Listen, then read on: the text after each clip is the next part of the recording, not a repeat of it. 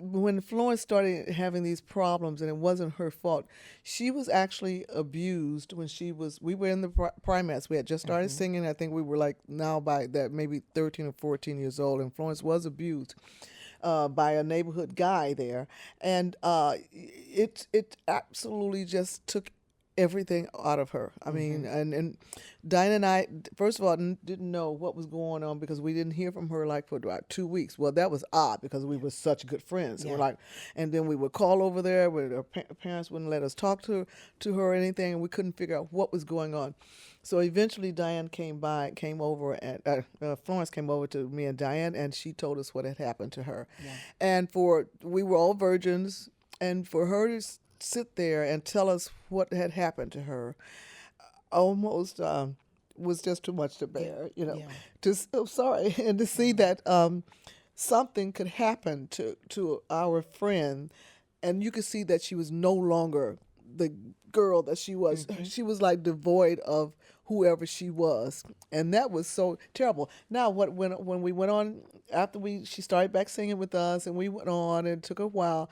We thought that when we became famous, we made lots of money, then she would forget about it. Yes. We'd go on and we would, hey, you know, because by now we're like international stars. You know, we went to England. The Beatles were coming here.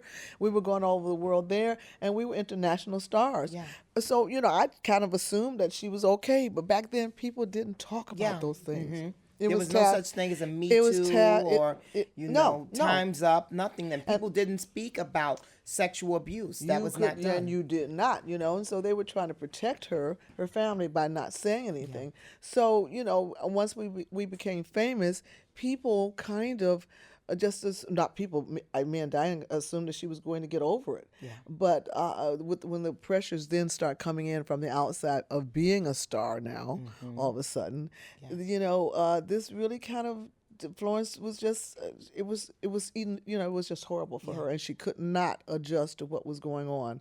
So eventually, yes, she did start drinking. So I told Florence's story only because I got very upset when people said, "Oh, one of the Supremes was an alcoholic, and then she got so fat, and she was this, and she was that." You know, I was like, "How cruel can people be when they don't understand why people drink?" Yeah. And so I thought, because Florence is no longer here, that I should have the voice to say what happened, and she wouldn't mind.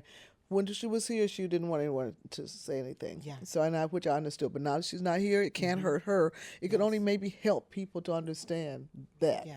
If something like that happens, you know, you should try to help. I tried to help, but I wasn't any good at helping because I didn't know anything about life. Yeah. You know. So, you didn't understand that she needed to seek out professional therapy. No, at the time I didn't, because I would have said it. I would have said had I known it, but I didn't know at the time.